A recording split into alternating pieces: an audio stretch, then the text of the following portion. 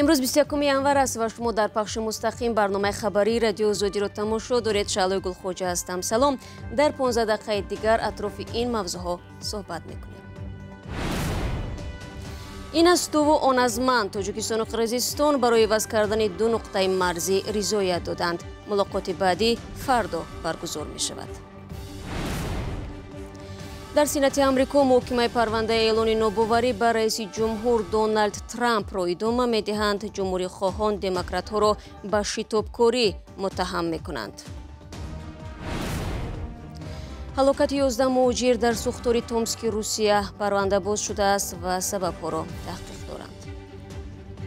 بعد از برطرف کردن باقی‌مانده‌های آتش‌سوزی در ساعت 11 روز جسد 11 نفر پیدا کرده شد. тоҷикистон ва қирғизистон дар масъалаи иваз кардани ду минтақаи марзӣ ба сӯзиш расиданд. дар ин бора имрӯз ҷениш разоқов муовини нахуст-вазири қирғизистон ва раҳбари ҳайати ин кишвар хабар дод. тоҷикистон дар бораи ин тавофуқ изҳори назар накардааст. айни замон вакилони қирғизистон гуфтанд ки мақомоти тоҷикистон 6 нафареро ҷустуҷӯ доранд ки ба иддаои онҳо дар сар задани муноқиша дар марз муттаҳам мешаванд. мулураҷаб юсуфӣ дар ин бора гузориш дорад.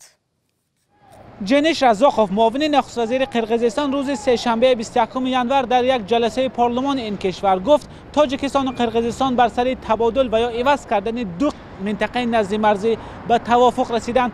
ин минтақаҳои назди марзӣ ба гуфтаи ҷениш разоқов минтақаи арик асӣ дар қишлоқи оксои боткан ва самарқандак дар деҳаи самарқандак мебошад.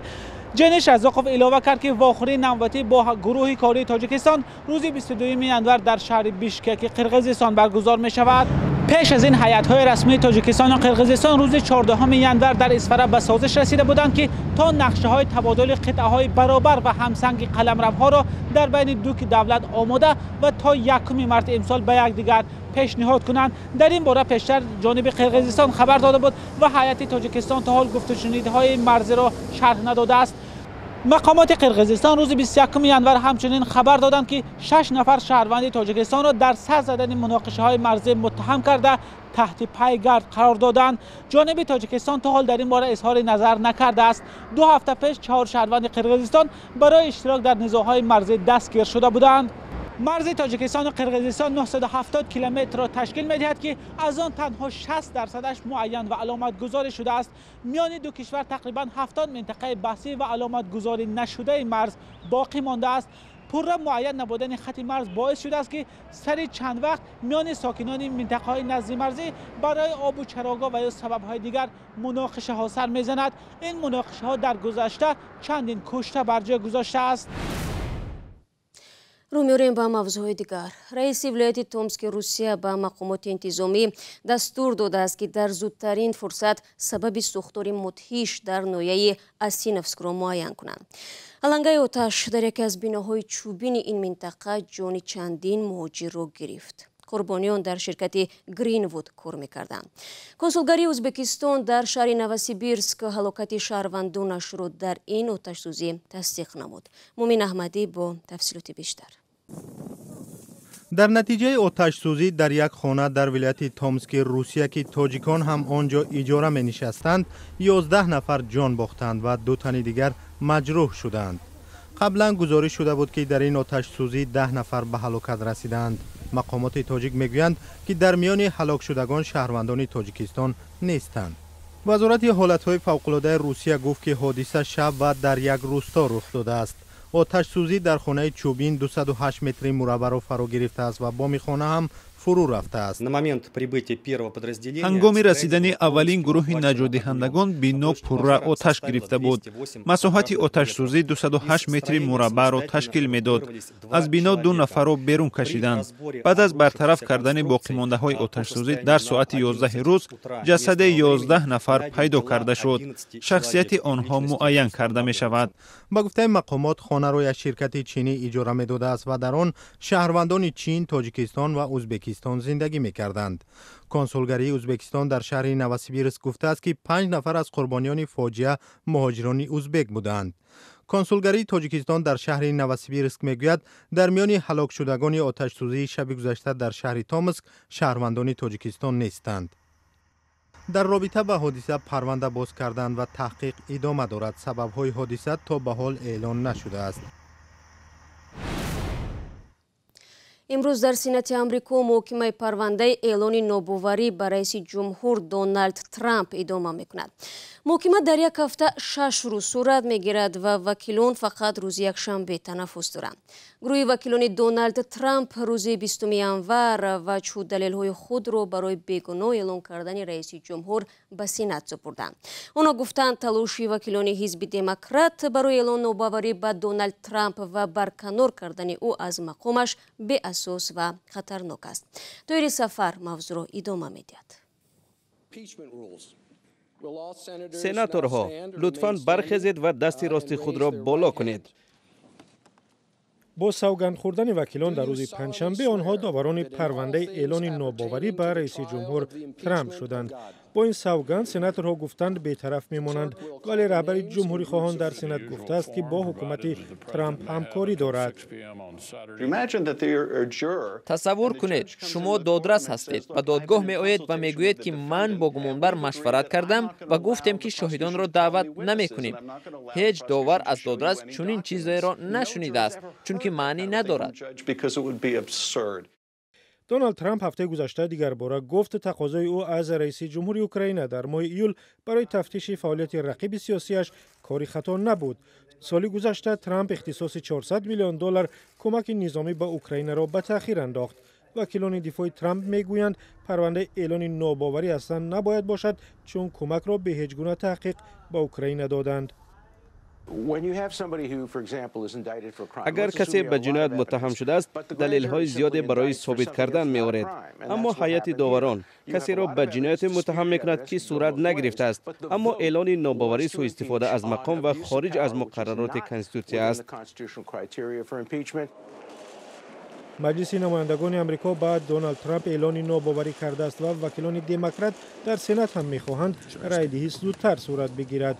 جمهوری خواهان نگفتند و دموکرات ها را به شتابکاری متهم می‌کنند.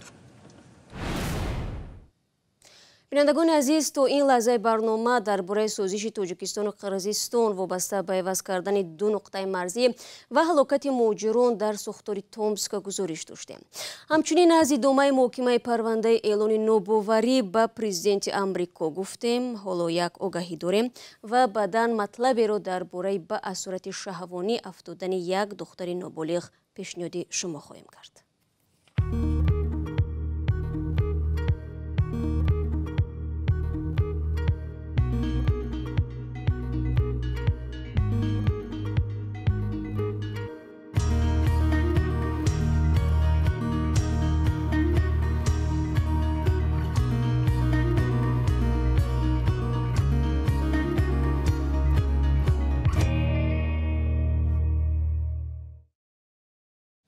شما برنامه خبری رادیو آزادی رو تماشا دارید.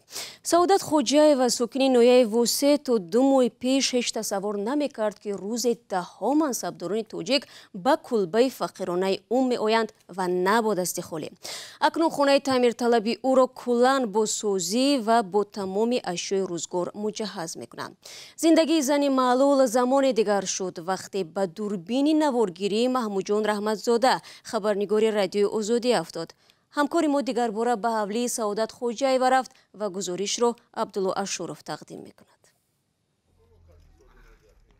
قربان حکیمزاده رئیس ولایت ختلان ضمن عیادت و صحبت از خانواده سعادت خوجایو یک ساکن معیوب ناحیه واسه به مسئولین دستور داد که در برابر از نوسازی منزل زیست گرد و اطراف خانه او را سفالک پوش نمایند.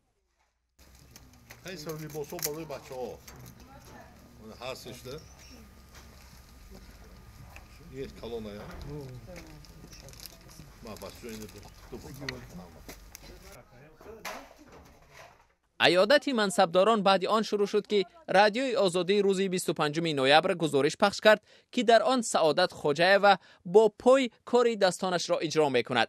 او معلولی مادرزاد است، اما به تقدیر تن نداده و خود را از دستنگری رهانیده است. رئیس ولایت امروز آمدن خبر گرفتن رفتن رئیس جماعت همش میخوای خانمون تامین کسته ریمونت خانمون خیلی کدیستن. سعادت میگوید از خوردی با پای کار کردن را یاد گرفت. وی با یک دست و یک پای تمام کارهای امکان پذیر خانه را انجام می دهد. شستشوی لباس و ببر کردن لباس 3 کودکش را نیز بر عهده کسی نمی گذارد. بعد پخش این گزارش امامعلی رحمان پرزیدنت تاجیکستان اول در جلسه حکومت و بعداً در پیام اخیرش به پارلمان از سعادت خوجه و توصیف کرد. بعد این 10 منصبدار به خانه سعادت شتافته به تعمیر کامل خانه و محکم کردن گرد و اطراف آن ساختمان حمام و آشخانه پرداختند. البته باعث خرسندی است که با مساعدت رادیو زودی روزگار این خانواده به طور افسانه‌ای تغییر کرد. اما امروز در گوشه‌های دیگر تاجیکستان صدها عائله‌ها رو به رحم خدا گذاشته شدند و از کوچکترین امتیازهای اجتماعی بهره‌مند نیستند. صاحب نظران میگویند مقامات تنها زمانی به یاد آنها میافتند که زندگیشان به مثل سعادت خوجه و رسانه‌ای میشود. یک دختر نابالغ بعد 2 هفته از صورت شهوانی در بورای اذیتش قصه میکند. به نقل جبر دیده در این مدت او را لط و کوب و تجاوز نمودند. حالا پیوندان این دختر نابالغ از آن نگرانند که گناهکاران برای کردارهایشان در نزد قانون به جزا میمانند. گزارش را از تلویزیون نستایش وریمه تماشا میکنیم. همه روزه هزاران نفر به بازار مشهور اوشی بیشکک می آیند. از نزد خانه با دیوارهای بلند می گذرند، ولی شاید کم کسی از آنها تصور می کند که پشت درهای این خانه چی می گذرد. نورعایمه 16 ساله را بوده 2 هفته در همین خانه نگاه داشتند. در مقابل خانه شعبه میلیسا جایگیر است. به نقل دختر در خانه همراه او 11 زن دیگر کار می کردند. نورعایم در میان آنها از همه خردتر بوده است. ما تقریبا خوب نمی کردیم. روز و شب ما رو بیدار می کردند. هر روز به نزدمان تا 20 مرد می آمد. نورعایم می گوید چندین بار از مشتریان فاحشه‌خانه کمک پرسیده است. وقتی مردها از صاحب خانه درباره دختری نابالغ می پرسیدند، بعد رفتن آنها نورعایم را لط و کوب می کردند.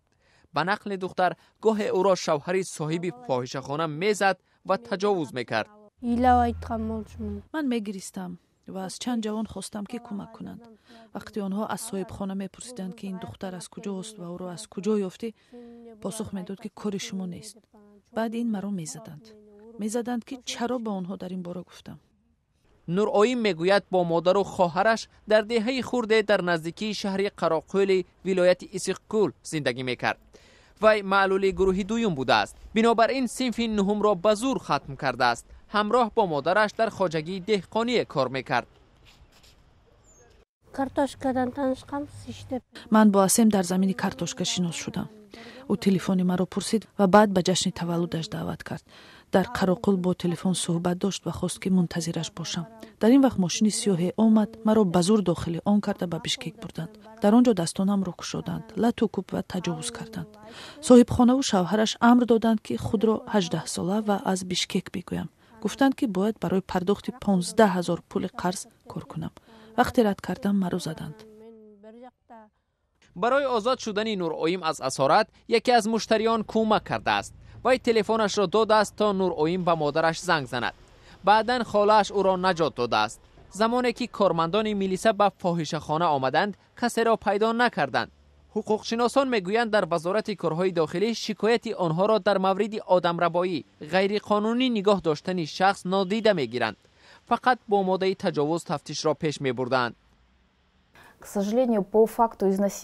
آنها یگان چاره‌بینی تفتیشاتی نگذرانیدند. حتی ما را همچون جبر دیده نیز دعوت نکردند. کسی بعد از تجاوز بازداشت نشده است. فاحشه‌خانه‌ای که دختری نابالغ در آنجا نگاه داشته میشد، حالا هم کار میکند. پیوندان نابالغ نگرانند که صاحبان آن و گناهکاران به جزا میمانند. با تشکر با یکایک شما بینندگان عزیز که تا این ثانیه ها ما رو تماشا کردید. برنامه خبری رو برای امروز انجام میدیم. فراموش نکنید که صبح فردا نخست نوید بامدادی تقدیم شما میگردد. تا ملاقات بعدی، خدا نگهدارت.